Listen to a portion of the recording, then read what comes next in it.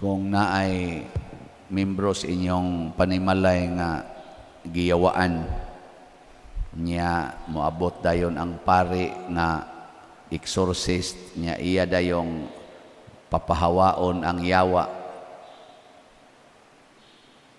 Unsa may inyong buhaton sa pari?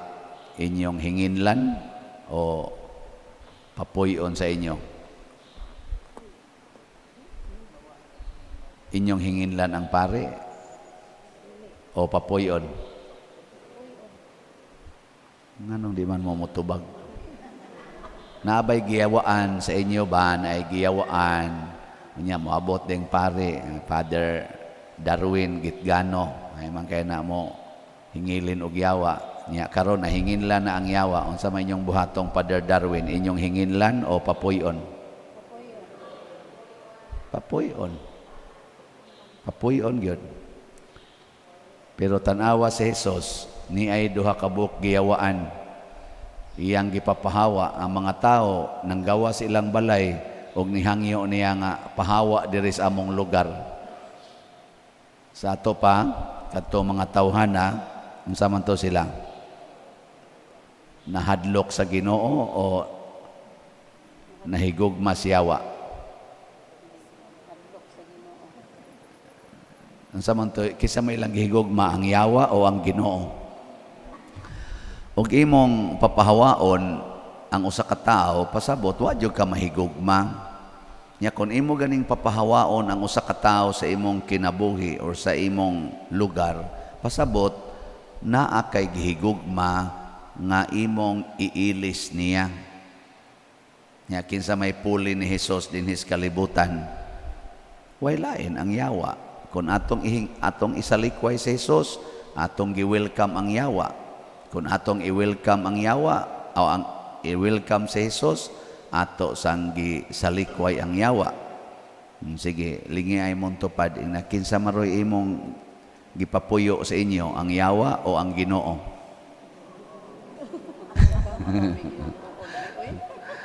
Oy, way usa nato nga malipay. Oy, wagi mo ingon nga ang yawa akong gipapuyo. Wagi mo ana. Ang ato gyud ang Ginoo pa diroy.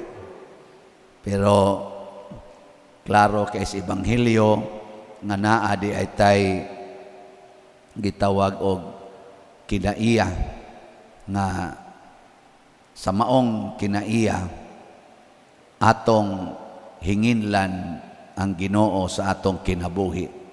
Nya unsa man ang kinaiya ha? Kanang higugmao nato ang kwarta. Basta mahigugma tas kwarta, hinginlan gid natong Ginoo. Ngano man kay kun naay Ginoo ang iyang sugo biyae gid nang tanan, kinahanglan mahimo gyud mong kabos. Kinsa bay ganahan ana? Kinsa dinhi ang gustong mobiya sa tanan niya mohigugma pagyod sa kakabos ta sa kamot. Pulos mo giyawaan. Mura lang tagwa yawae. Kay tinarong man sad ang atong panginabuhi. Wa man sad ta magbinuang. Pero kung mahigugma na kas imong bahandi, magamay man o madako, hinginlan gid na nimong Ginoo. Kay ang gustos Ginoo, hinginli ginang bahandi sa imong kinabuhi, nya siya ra gyud maoy magpuyo. Kita lahi man atong papuyon ang Ginoo aron madato ta. Mao na daghan kay manood og mga ni mga gitawag natog puriya kuan lang ha. Daghan man sang buotan pero naagi ubay-ubay nga manood aning mga aktibong pangalagad sa simbahan aron madato. Naiuban magtukod og relihiyon aron madato. Usahay apil mi anang mga pari, magpari aron madato. Nabitay niingon ako karon kita mi padiroy pagkadato na nimo nako ngano man siya. Sus, ang imong hisgutan dias imong parokya milyon-milyon gyud, milyonaryo naman ka padiroy. Nako gusto kang mutanaw sa akong pitaka. Niingon pa to siyang gusto siya. Pakita unta to na ako akong pitaka nga mura na lagkyampi kanipis. Nipis na gayo eh. Nga, gusto mo mutanaw sa kong balay? Sige, adto mo sa kong balay. Awa man sa ko'y balay yung ako, sa ako mo nang iyaan, akong gipahimo-himo, o sa akong, ni ako igsoon ay miyo, ako nang tabang-tabangan. Pero gatuon ninyo, makaingon sad mo nga, di man sad ni balay o milyonaryo. Maguwang lagjutay atong among balay sa una, katong maglisod pamigkaon, kung maghisgot tag kinsay milyonaryo, ang na milyonaryo ang atong simbahan. Ang atong simbahan, dili ang pari. Mo na siya. Dili ang mga nagtrabaho dinhi, dili ang taga-finance council, dili ang taga-pastoral council ang na milyonaryo, ang atong simbahan. Nya gusto pa gyud mo nga ang atong simbahan mahimog yung milyonaryo. Gusto mo dili? Pamalit mog slot. Simple ra na. Atong himuong milyonaryo ang simbahan. Himuon natong makaalagad ang simbahan sa katawhan kay kung ang simbahan mahimong milyonaryo, daghan ang matabangan kay dili man ang simbahan mo palambo sa iyang kaugalingon, dili man ni siya gitawag og business entity. Kay kana man nga business entity ang ilang buhaton padagkuon og maayo ang ilang kwarta hangtod mahimo na gid silang giant in terms of wealth og mao na nay atong tawgon successful business entity. Mao na atong itawag ngano man dako kay kwartas bangko, dako kay siya og mga bahandi. Mao nay atong tawgon og successful business entity. Pero ang simbahan kung mahimo ni siyang milyonaryo, hutdon ginaghatag ngadtos mga kabos. Milyonaryo mangyod bisan gani ang community ni Mother Teresa kanang missionary of charity, kun ato yung kwintahon ang ilang nagasto kada adlaw, kanang ilang gipakaon ana mga bata nga ilang gisagop, kanang mga masakiton nga ilang giatiman sa tibuok kalibutan sa missionaries of charity. Sa kana lang ba? Kwintaha. Naa sila'y giatiman karon tingali, labing minos, mga 100,000 sa tibuok kalibutan. 100,000 katao. Pila may makaon ana? Pila'y konsumo ana kada adlaw? Sige, kwintaha ba? Mga 50 pesos o 100? 100. Kanang gikas buntag ba hantod sa gabi kaon lang usa na 100. Okay ra 100 karon? Sige, butang tag 100. So 100,000 times 100 pesos, pila na?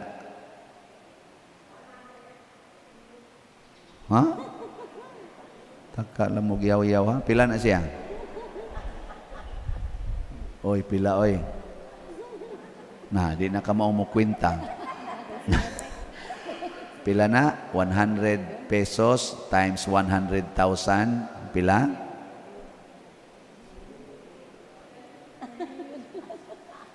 10 million.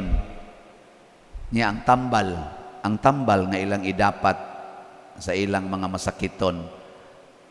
Pila sa kana kada adlaw ibutang ta lang 20 pesos times 100,000. Pila na. Unya, ang maintenance sa ilang mga buildings nga gikuan, kana mga kuryente, tubig, pila sa ilang bayron nun ana kada adlaw. Sa to pa kada adlaw, they are spending millions. So milyonaryo sila. Pero nadato ba ang ilang centers? Wa. Nakabsan bagkaon? Wa sad. Ingon ana ang simbahan mo operate, dili magsigig tigom anang kwarta. Mao na diris atong ebanghelyo, pag abot gyud panahon nga kanini ang gipapahawa ni Hesus ang yawa or mga yawa, kay daghan man to sila. Ang mga yawa niingon pasudlam yan ang mga baboy. Kato mga baboy kay farm man to. Farm ba? Ila tong negosyo, igbabaligya tong mga baboy. Pareha ko din sa ato, God. Di ba na may daghang baboy gipamuhi? Na, nangamatay rabang uban. So, mo na bitaw usahay, magmisa ta, anak baros kapilya, sakit kay itong ilong.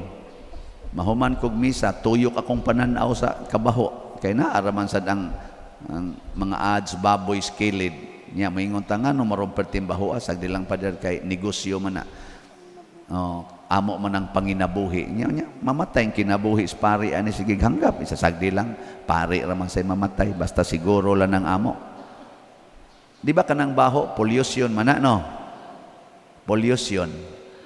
Nya, nganong ato man ang ialaw nga perting bahoa diha hasta sa kilid sa kapilya magmisa pertimang bahoa dili man maikog kana mangganing anas inyong balay mo bisita mag-birthday mo ipahipos na mga iro kanang uban kay baho kay kamangabot ang mga bisita hipuson gyud di gyud mo moingon nga sagdi lang nagbanimaho kay bisita ra bitaw na ato man ang kuan dili ay pero karon tungod sa negosyo bahala nagma-polluted na ng atong tubig, ang atong dagat, ang atong hangin.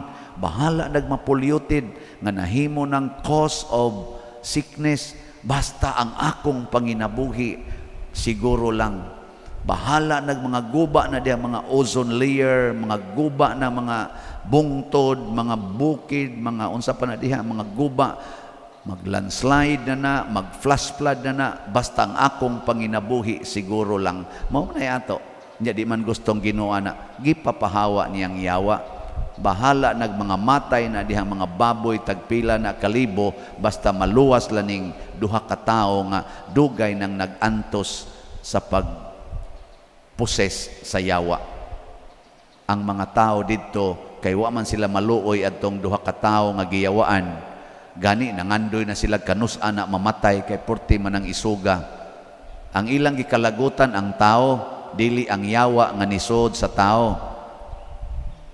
Nya unsay resulta? Giayo man ni Kristo ang tao. Ang yawa may gipapahawa, naapil pa man hinuog kapatay ang mga pilato kalibo nga mga baboy. Pero tinilang sukua. Nganong siguruon na nimong buang-buang, unya maamong-among panginabuhi. Una. Hoy. Nanglitan ron kana inyong silingan nga siga kay matab portig yung adika. Nya niingon man Ginoo pasudlas inyong balay ang way balay. Nya wa naman ay balay kay gikan man na dito sa prisuhan kay sudguwa na wala nas prisuhan hangtod wa naman na dawatas iyang pamilya. Nanuktok mas inyong balay niya kamo sige mamong simba dire niya ilado man ginang kawatan og tulisan unsa man papuyon sa inyong balay dili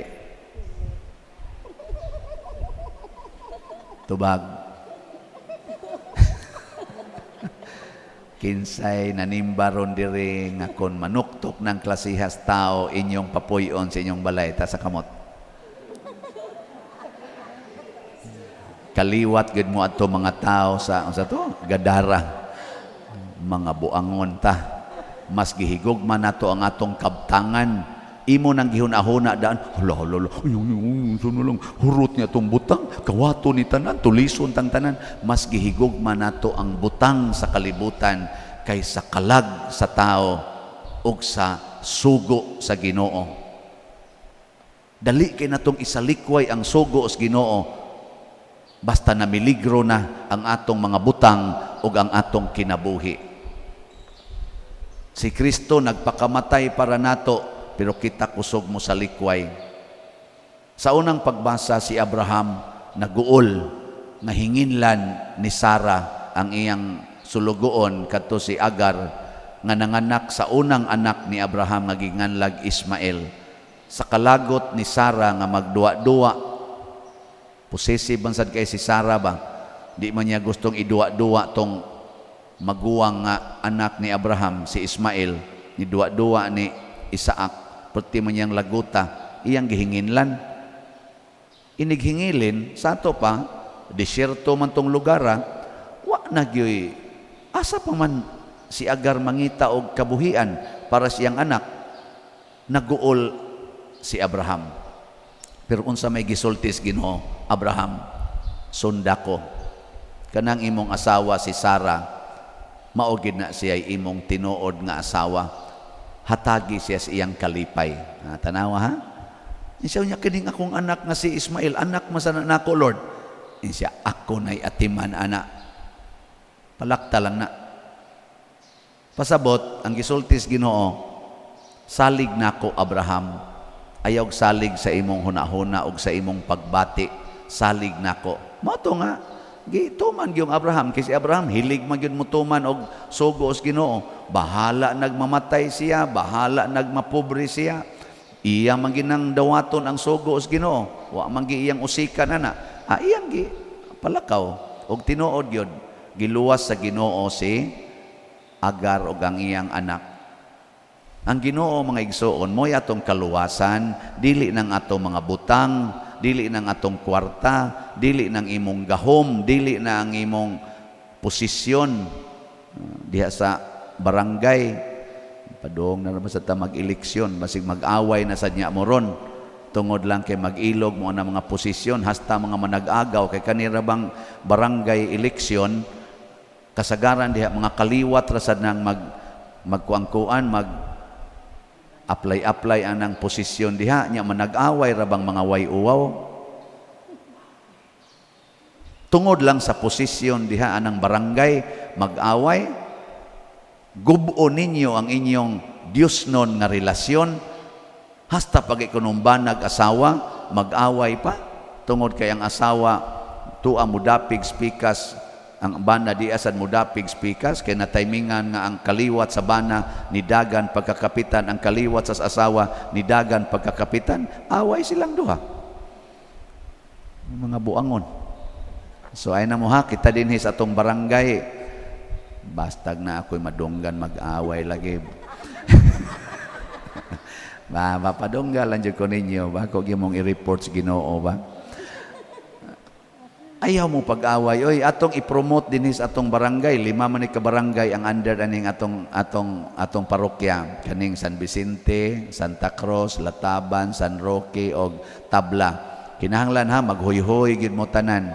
Kuyog mo pangumpanya kamong tanan nga mga politicians. Kuyog usaray inyong entablado. Nya ang tema sa inyong pagsulti, kaming tanan pulos ng ambisyon nga mudagan pagka opisyal sa tong barangay. Pulos mi gustong mga lagad ninyo aron maluwas ning atong barangay. Kamo nalay pili og kinsa namo. Ako dagan ko pagkakapitan, kining akong kumpare mudagan sa ni pagkakapitan. Kung kinsay pilion ninyo namong duha, nag-agree nami nga magsuportahay gyud mi. Unsa may isultis mga tao nga motanaw. Mupakpak nila, salamat. Naa na gyud mi mga ngalagad nga pilion magsadili anda mga lagad dili kay mualagad lang kun pilion pero dili pilion di lang sad magpakabana mga bakakon no da mauna siya gustong ipasabot ni Kristo nga ang atong pagluwas sa tao dili ibase sa atong makuha nga bahandi kundili andam tang mo let go sa atong bahandi aron maluwas ang atong isig katao. Andam tang magpakamatay para maluwas ang kinabuhi sa atong isig katao.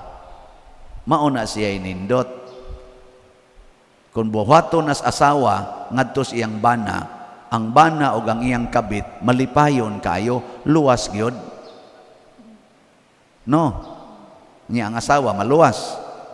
Luwas pod. Unsa may kalainan sa ilang kaluwasan? Ang kaluwasan sa kabit ug sa bana lawas. Pero ang ilang kalag padong sa impyerno. Ang kaluwasan sa asawa lawas og kalag. Bekin sa maroy alkanse. Ang asawa nga nihigugma sa bana ug sa kabit o ang bana o ang kabit kinsa may alkanse alkansi to silang duha kay ang asawa duha ka kaluwasan ang iyang nadawat, ang kadtong bana ug ang kabit, ug di gito sila mohunong usaray ilang kaluwasan. Nya ang ilang kaluwasan temporaryo kayo. Way siguro og maluya to silag maayo atakihon or mabangga ba to ilang gisakyang motor kay gadit-dit dito is sana kanang Trans-Central Highway kay adto gid sila sa may kantipla dapit kay overlooking adto sila dito magdit-dit, mabangga pa bitaw da patay. Ikamatay na ang asawa na mo'y mulubong. Di humanang ilang kaluwasan, luwas na, nalubong na ang ilang kalag, naluwas. Anong usara may nitingog? Naluwas? Ambot lang. Pero siguro kita nga, dakong posibilidad, di gyud maluwas. Kay namatay magid sila sa ilang pagpakasala. Pero ang asawa, gipatay-patay niya iyang lawas, ang iyang hilak, iyang gipatay-patay, aron maluwas ang iyang kalag. Porting luwasa, maupay nakalubong. Nindot kayo. Mao na dinis ato. Patay-patayo nato atong lawas pagpalit og slat aron maluwas dig atong simbahan. Nya unsa may mahitabo? Ang atong kwarta mahimong puhunan aron do natay bahandi didto sa langit. Kay matag palit ninyo og slat, do na namoy bahandi didto sa langit. Matod pa ni Kristo, store up treasures in heaven, not treasures on earth. Mao na daghan natag mga dunay treasure sa heaven. Ang atong SBF DAG, ang hali nato as of yesterday, niabot nag 30,879 ka slots. Pakpaka na to. Kaning namalit ani, 30,879 slots. Doon na ni sila yung mga treasures in heaven. Lingi ay mong tupad. Na kay treasures in heaven? Na ka? Sa ato pa, wa man na mulingi ang uban, wa ginay treasures in heaven. Nya aron mo maka treasures in heaven, naa pa may 45,121 ka slots, tag 500. Palitan ni ninyo, paspasig yung palit, ibaligya ng tanan ninyong refrigerator, TV, kana bang wa kay kinahanglan na ba, cellphone, tinagurha imong cellphone, baligya ng usa. Wa man na kinahanglan refrigerator, TV, wa na kinahanglan na. Pagpalit lang og ice water kay bugnaw tubig ra may inyong kinahanglan, na dagha silingan. Ingka ang mga sudan day pa dirma, madunot man sa naog di nato ibutang rep, ipanghatag na sa silingan. Panghatag ang sobra, wa ginay mapanos. Dinhis Pilipinas, daghan kayong hataganan. Adto kas Amerika, wa kay hataganan. Adto kas Singapore, wa kayo hataganan. Pero dinhis Pilipinas, na daghang mga piranha di ay na nagatang. Di ka kalakaw og mga 10 meters, hurot na nang imong gibit-bit nga ipanghatag. Ipanghatag. Nganong imo pa nang i-ref-ref diha. Balik-balikon nimo nagkaon, nga nay daghan di away gikaon. No, ibaligya ng ref, baligya ng TV, baligya ng cellphone, o niya ipalit dayog slot. Doon na din kay treasures in heaven. Niya gusto jud kag heroic, ibaligya imong balay. Niya ipalit og slot. Kana adto na lang ka magpuyo sa Daplins Dan. Liwat na ka ni Kristo nga nag-ingon, foxes have their holes, birds have their nests, but the Son of Man has nowhere to lay his head. Parihas na mo. Wa man sad mo kasabot ato kay in English man to no. Niingon si Kristo ang mga milok na ilang mga lungag, ang mga langgam na ilang mga salag, apan ang anak sa tao walay kapahulayan. Mao na siya kinabuhi ni Kristo. Di sa to pa naliwat na ka ni Kristo, nya mingon din kas Kristo, mingon des Kristo nimo, enter into my kingdom. Okay, mamatay man jud ka dasdan kay maligsan man ka kay narago kasdan. Wa pa jud kay kaon. Apo tay ngadto, kita dayon mo ni Lazaro. Kita mo nilang Pedro kalungsod. Nya, Padersiano asa man padong? Sige, usag baligya dirig slat mo sa buhaton Padersiano, pero moabot yung panahon nga mamatay rasad ni. Ikamatay ani asa man padong? Depende kung ang inyong gipalit nga slot gisud na kus bulsa, impierno dayon. Pero ako sa nang gihatag dire, langit sad. Moingon nang Ginoo nga daghan kay kagihatag dire kay imo gining gi-apply ang gipamalit nila sa imong project o sa project sa simbahan. Kana ari sa ka sa kong gingharian. Mangadto ta. Sige, manindog ta kato mangadto.